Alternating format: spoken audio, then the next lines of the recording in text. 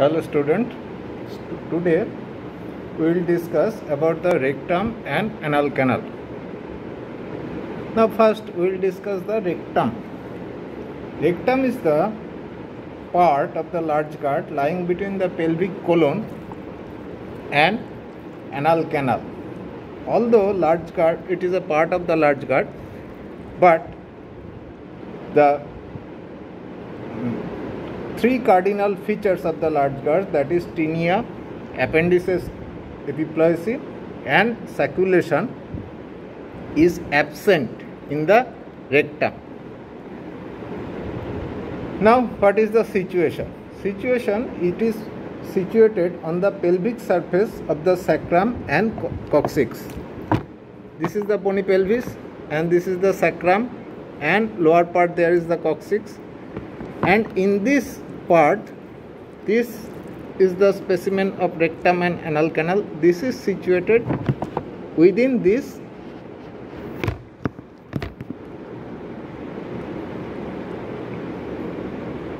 pelvis. Okay. Now, what is the extent? Now, regarding the extent, it is extended, the rectum and anal canal, it is extended from the pelvic colon, and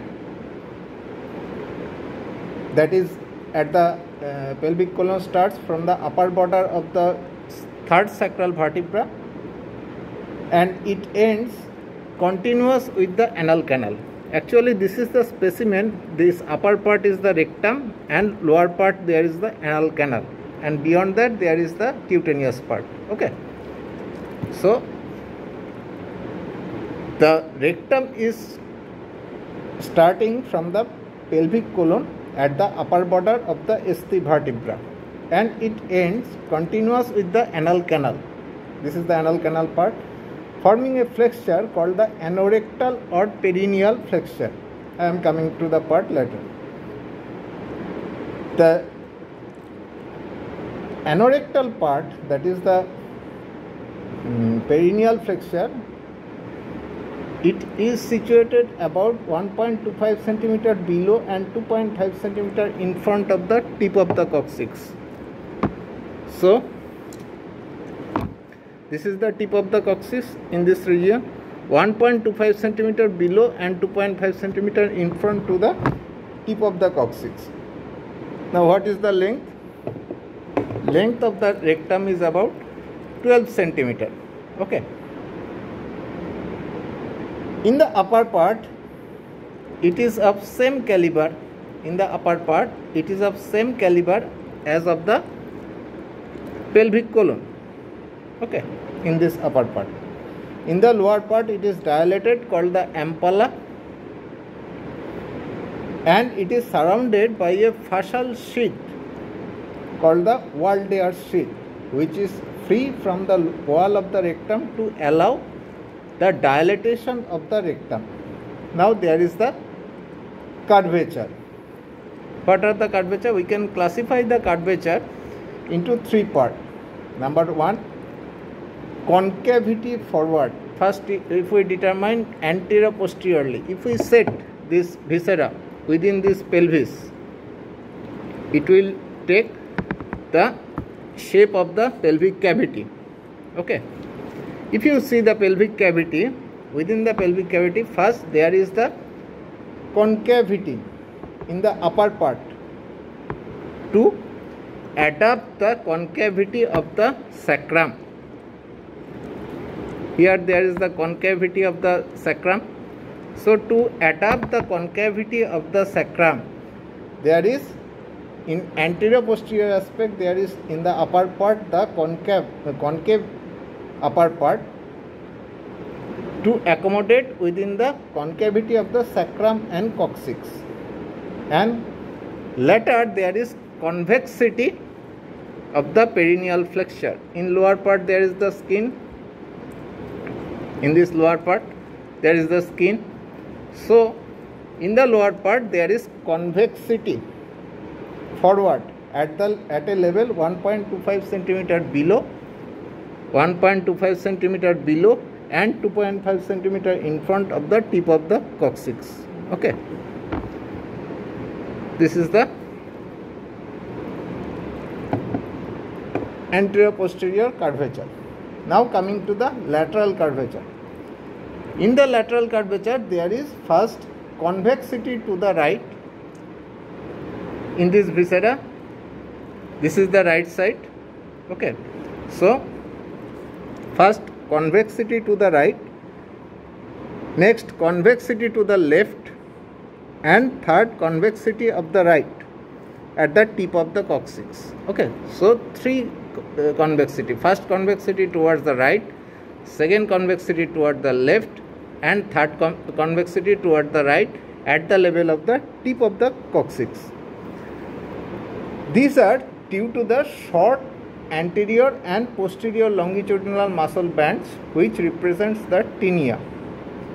Curvature represents the sacculation. Okay. Now peritoneal relation. Peritoneum of the rectum actually covers the front and side of the upper part, upper 1/3 of the rectum, and middle 1/3 of the rectum. Okay. From the junction of the middle and lower 1/3, reflection differs according to the sex.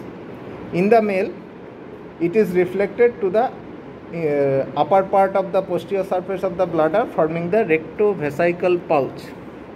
In front of this, there is the vesicle, and peritoneum is reflected to the superior surface of the bladder, and between the bladder and the rectum there is formation of the rectovesical pouch, and this pouch is the most dependent part of the peritoneal cavity.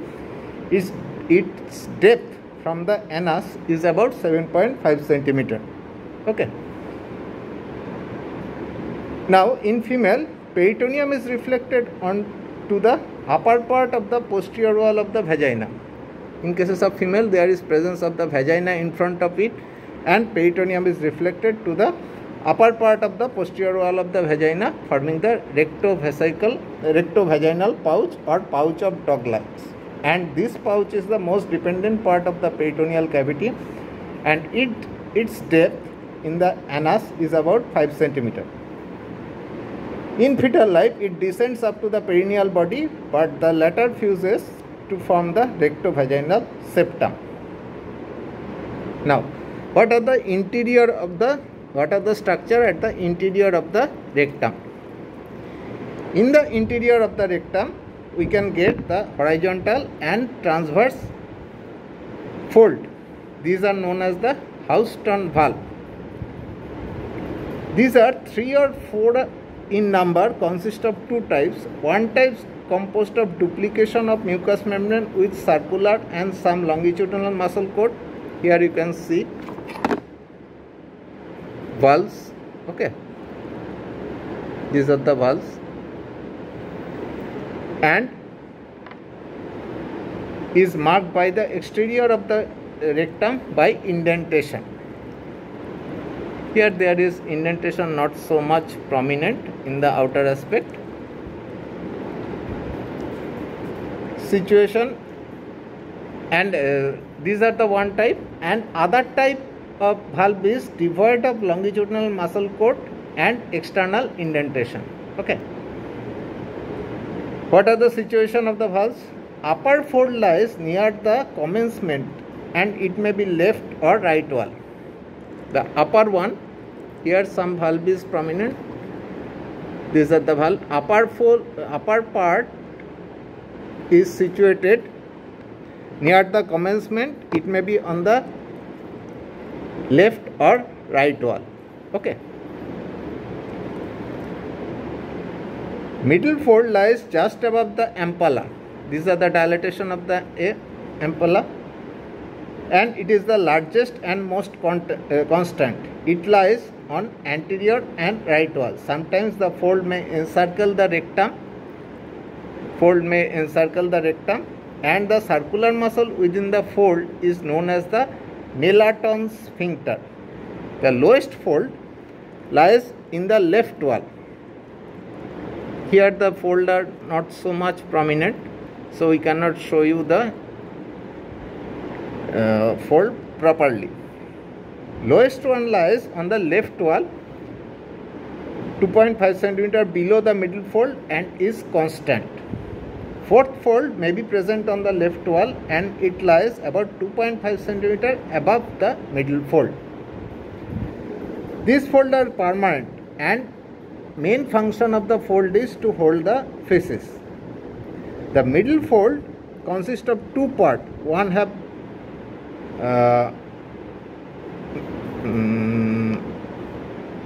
the one above the middle fold and other above the middle fold. This is the main significance of the valves of the rectum. The upper part contains the feces. This upper part contains the feces and being free to distend towards the peritoneal cavity. Okay. Lower part enclosed. This lower part enclosed within the tube and condensed extraperitoneal tissue is surrounded outside. It is empty in normal individual and it may contain feces in chronic constipated persons. Now, part above the middle fold is developed from the pre-allantoic part of the hindgut and part below the middle fold is developed from the post-allantoic part of the hindgut. This is the developmental significance. Now, as you all know, the structure of the rectum is from outside inwards, serous or fibrous coat, longitudinal muscle coat behind it. The anterior and posterior fibers of the longitudinal muscle coat is thickened and shorter than the length of the rectum. A few longitudinal muscles fiber may go to the bladder and that is known as the rectovesicalis. Beneath that we will get the circular muscle coat, submucous coat and mucous coat. The mucous coat is lined by the columnar epithelium and tubular gland. And this rectum is developed from the cephalic portion of the dorsal part of the endodermal cloaca. Endothelium of the mucous membrane develops from the endoderm of the hindgut, and muscle and rest of the layers are developed from the splanchnic mesoderm. This is the about gross features of the rectum. Now, how you will hold it? You have to hold it in your left palm, maintaining the curvature of the sacrum and coccyx. Just you should hold it in this way so that the curvature is maintained. First I have said there is the anterior posterior curvature, that is the concavity, then convexity, and the lateral curvature is not so much prominent in this region. Okay. In this way you have to hold it in anatomical position. Now coming to the anal canal part. This is the anal canal part, lower part of the specimen. This is the anal canal part. The anal canal part is the last portion of the large gut without any three of the cardinal features, that is the tinea, appendices epiploidy and sacculation. The portion below the pectinate line does not belong to the gut because it is developed from the ectodermal cloaca. The anal canal lies in the anal triangle between the two ichthyorectal fossa. If we place within this cavity, within the pelvic cavity, okay, in this region there is ichthyorectal fossa. Between the two ichthyorectal fossa, this anal canal is present. Okay. Ichthyorectal pad of fat acts as a cushion for the anal canal. What is the length? Length of the anal canal is about 3.8 centimeter. Direction It is directed downward and backward. It starts from the anorectal flexure 1.25 centimeter below and 2.5 centimeter, that is 1 inch in front of the tip of the coccyx, and it ends at anus. This is the region of the anus. An anus is a vertical slit between the two buttocks. It is the lower aperture of the anal canal and is situated about 4 centimeter below and in front of the tip of the coccyx. The pigmented skin, this is the pigmented skin around the anus. The pigmented skin around the anus is thrown into radiating folds which converge towards the orifice and are continued in the lower part of the canal, and hair is present in cases of male in this region. Okay. Now coming to the interior of the anal canal. In the anal canal, in the interior part, it consists of 3 parts: upper part and intermediate part and the lower part. In the upper part, what we will get, it is lined by the mucous membrane of columnar epithelium. Okay, this is the upper part, and its length is 15 millimeter. And in this part we will get some features. Number 1, anal column of Morgagni. What is this?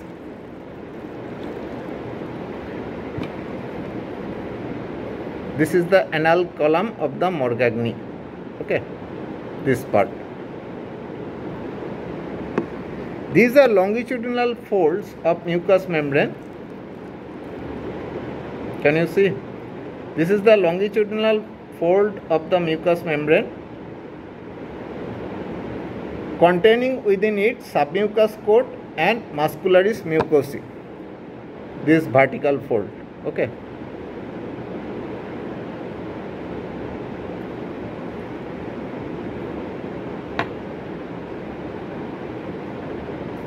These are about 10 to 12 in number. Now anal verge. These are semilunar valve connecting the lower end. So what are these? Again I am repeating. This is the anal column, and where it is meeting in the lower part, that is known as the anal column. Okay. These are semilunar valves connecting the lower end of the anal column. Actually these columns are coming downward and it is connected in the lower part with each other, and at that region where it is connected with each other, known as the anal valve of the Morgagni. It is about 10 in number. Okay. Now the upper concave surface is lined by the columnar epithelium, this upper concave surface, and in the lower part, lower convex surface is lined by the stratified squamous epithelium. The line of attachment is of the valve. Line of attachment of this valve known as the pectinate line. Understand? That is, along this line there is the pectinate line. Now anal sinus of Morgagni, these are the spaces surrounded by the valve. So the vertical fold, that is known as the anal column of Morgagni, where it is connected with each other.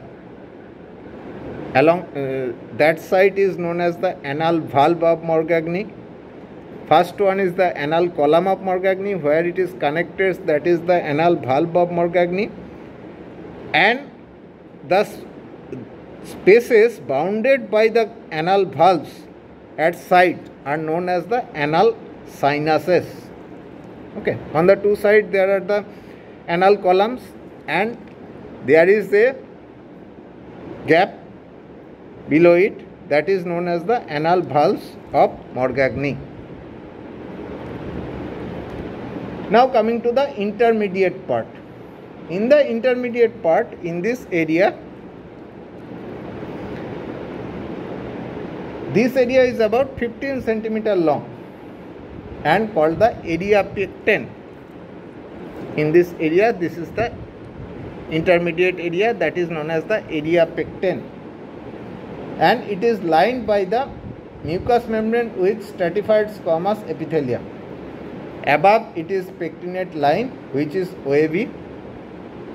Above it is pectinate line, and below by the Hilton line, where there are changes from stratified squamous epithelium to the skin. Now, what are the structure? What are the features that is present in the pectinate line? The features present in the pectinate line, it is the musculocutaneous junction. It is junction between the ectodermal and endodermal cloaca, and here is the anastomosis between the superior, middle and inferior rectal artery, and anastomosis between the veins of the portal system, that is the superior rectal, that is the visceral vein, with the veins of the systemic veins. Now there is the change of the nerve supply in the in this pectinate line. Upper part is supplied by the autonomic nerve and lower part is supplied by the somatic nerve, and there is also change in the direction of the lymphatics. From the upper part, lymph vessels go along the rectal lymph vessels. From the lower part, lymph vessels go into the medial group of the superficial inguinal lymph node. Okay. Now, what are the sphincters? Sphincter cannot be described in this viscera, but for your information, there is sphincter ani internus, sphincter ani externus. These are the main sphincter present in the anorectal region. Now, regarding the arterial supply, mucous membrane above the part of the pectinate line supplied by the superior rectal artery and middle rectal artery. Part below the pectinate line is supplied by the inferior rectal artery.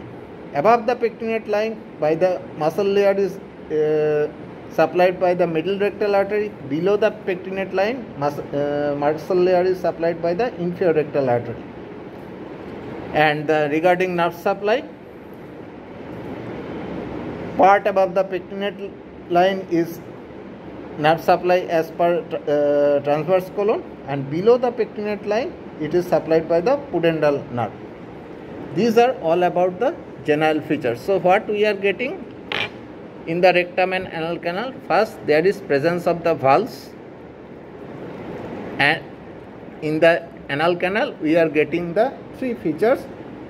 Number one, particularly in the interior, number one, anal valve of Morgagni, anal column of the Morgagni, anal valves of the Morgagni, and anal sinus of the Morgagni. And anal valve of the Morgagni is indicated by the pectinate line. These are all about the general features of the viscera, that is rectum and anal canal.